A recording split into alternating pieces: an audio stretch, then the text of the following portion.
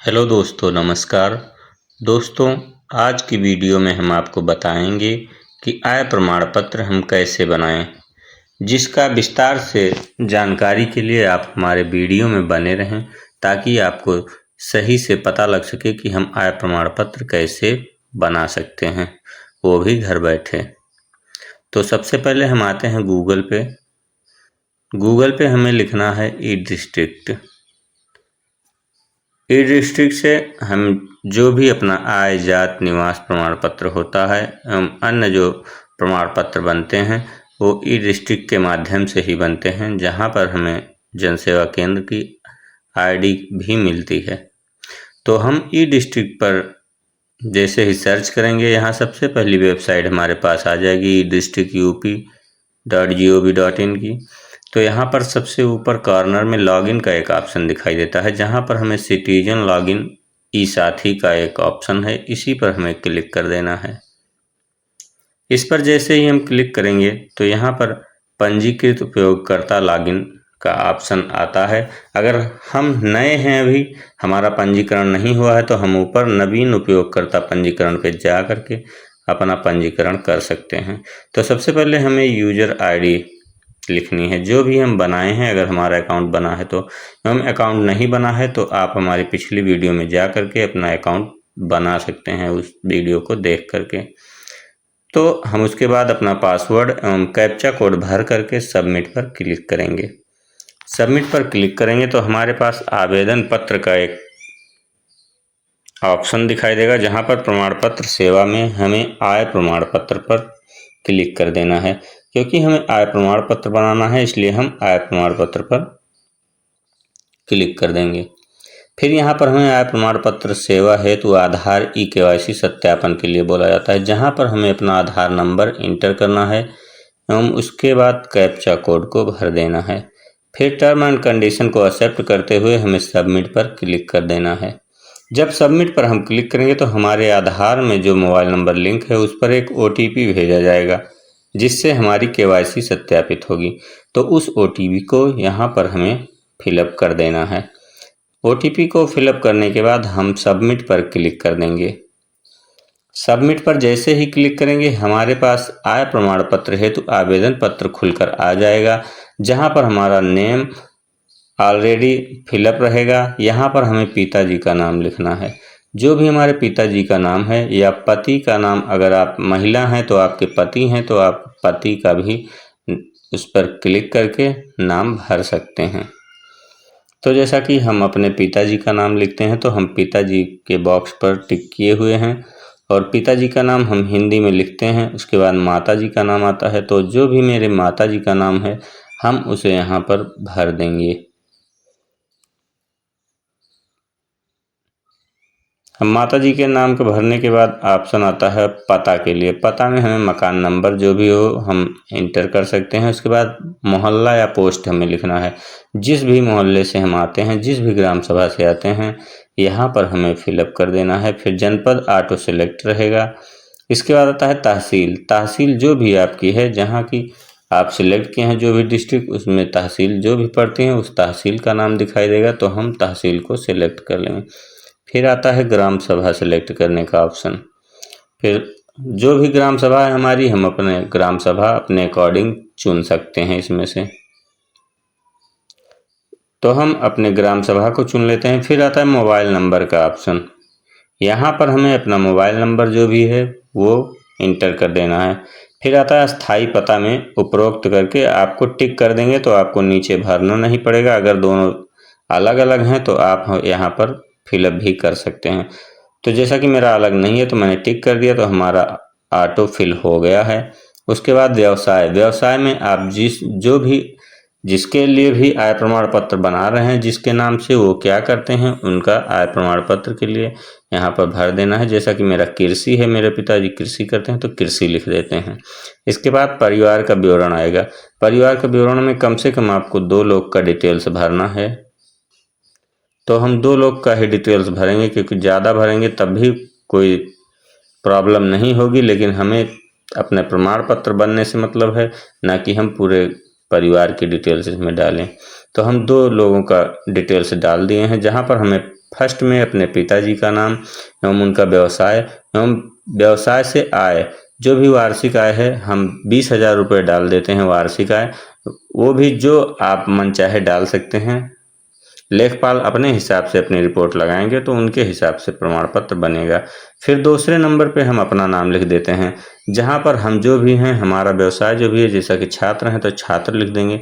फिर व्यवसाय से आय, आय हमारी शून्य है तो शून्य लिख देंगे। इसके बाद आता है आय निर्धारण हेतु आवेदक की श्रेणियों में हमें यहाँ पर एक बॉक्स को फिलअप करना है। तो जैसा कि हम पहले में भूमिहीन मजदूर या खेतिहर मजदूर में 20,000 रुपये लिख देते हैं, इसमें भी फिर सब डिटेल्स को छोड़ते हुए आ जाते हैं परिवार की कुल वार्षिक आय, जो कि ऑटो फिल हो जाएगी। फिर आते हैं सबसे नीचे प्रमाण पत्र बनाने का कारण। प्रमाण पत्र बनाने का कारण यहाँ पर शिक्षण संस्थान है तो या छात्रवृत्ति हो तो जो भी है आप वहाँ से सिलेक्ट कर सकते हैं, या अन्य हो तो अन्य पर भी सिलेक्ट कर सकते हैं। उसके बाद आता है हम फोटो, जैसे संलग्नक में हम फोटो पर क्लिक कर देंगे तो हमें फ़ोटो अपलोड करने के लिए बोलेगा। अगर हम फ़ोटो अपलोड नहीं करना चाहते हैं तो आधार कार्ड में उपलब्ध फ़ोटो अपलोड करने हेतु तो यहाँ पर हम टिक कर देंगे तो हमारा फ़ोटो ऑटोमेटिक जो भी आधार कार्ड में है वो आ जाएगा। इसके बाद आता है स्वप्रमाणित घोषणा पत्र। तो जो भी हम स्वप्रमाणित घोषणा पत्र बनाए हुए हैं, इसकी लिंक आपको हम डिस्क्रिप्शन बॉक्स में भी दे देंगे कि आपको स्व घोषणा पत्र कैसे भरना है।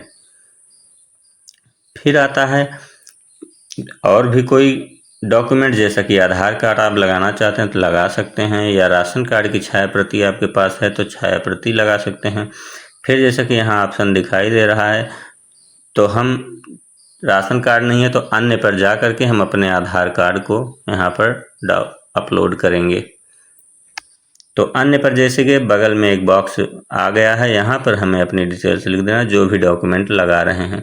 जैसा कि हम आधार कार्ड लगा रहे हैं तो आधार कार्ड लिख देंगे, अगर मार्कशीट लगा रहे हैं तो मार्कशीट लगा दीजिएगा, या कोई अन्य पूरा दस्तावेज है आपके पास तो आप उसे लगा के वहाँ पर लिख सकते हैं। फिर नीचे चूज फाइल पे आकर के हम आधार कार्ड को अपना चुन लेंगे, फिर बगल में अपलोड का बटन दिया हुआ है वहाँ से अपलोड कर देंगे। तो जैसा कि जो जो भी डॉक्यूमेंट हम लगा रहे हैं यहाँ पर संलग्नकों की सूची में सामने लिख कर आ रहा है, जैसा कि फ़ोटो लगा दिए हैं, स्वप्रमाणित घोषणा पत्र लगा दिए हैं, फिर नीचे आधार कार्ड लगा दिए हैं। तो हम फिलहाल इसमें 3 ही डॉक्यूमेंट लगाएंगे। तो इसके बाद हमें दर्ज करें पर क्लिक कर देंगे। जैसे ही दर्ज करने पर क्लिक करेंगे तो हमारे पास हमारा एप्लीकेशन फॉर्म पूरा फिलअप होकर आ जाएगा, जहां पर हमें आवेदन संख्या दे दी जाएगी एवं आवेदन तिथि दे दी जाएगी, और पूरी डिटेल्स जो भी हमने फिलअप किया है वो यहाँ पर आ जाएगी। आप इसे चेक कर लीजिएगा, अगर कोई त्रुटि हो तो आप नीचे जा कर के संशोधन भी कर सकते हैं, अन्यथा आपको नीचे सेवा शुल्क भुगतान है तो यहाँ क्लिक करने पर क्लिक कर देना। फिर एप्लीकेशन नंबर यहाँ पर हमारा शो होने लगेगा, फिर सबमिट पर क्लिक कर देंगे। इस एप्लीकेशन नंबर को हम कॉपी करके रख लेंगे ताकि हमें आगे काम आए। फिर प्रोसीड विथ पेमेंट पर यहाँ 15 रुपये का पेमेंट करने का ऑप्शन आता है, जहाँ पर हम अपने पेमेंट को नेट बैंकिंग या UPI या QR कोड या डेबिट कार्ड से पेमेंट कर सकते हैं। तो जैसा कि हम QR कोड से पेमेंट करना है तो हम QR कोड को सिलेक्ट करेंगे, फिर यहाँ पर भीम UPI का ऑप्शन चुनेंगे, फिर मेक पेमेंट फॉर ₹15, इसी पर हमें क्लिक कर देना है। जैसे इस पर क्लिक करेंगे हमारे पास सामने बार कोड दिखाई देगा, जिसे हम फ़ोन पे या गूगल पे जिससे भी हम स्कैन करके अपना पेमेंट को कर सकते हैं। तो जैसा कि बार कोड हम देख रहे हैं, इसे हम स्कैन कर चुके हैं। अभी ये ऑटोमेटिक पेमेंट हो जाएगा। Your payment request is successful. फिर हमें यहाँ पर एरर का ऑप्शन दिखाई देगा, तो हमें पुनः उसी पेज पे चले आना है। यहाँ पर नीचे आता है आवेदकों की सूची, इसी बाएं कॉर्नर पे पूरा दिया हुआ है। सबसे पहले निर्देश है, फिर आवेदन प्रिंट है, फिर ऐसे ऑप्शन दिया गया, तो हमें आवेदकों की सूची में चले आना है। जैसे ही आवेदक की सूची पर हम क्लिक करेंगे तो हमें जो भी हमने अभी पेमेंट नहीं किया है या पेमेंट किया है, इसका एक्नॉलेजमेंट स्लिप या पावती नहीं मिली है, तो इस हम एप्लीकेशन नंबर को यहाँ से कॉपी कर लेंगे।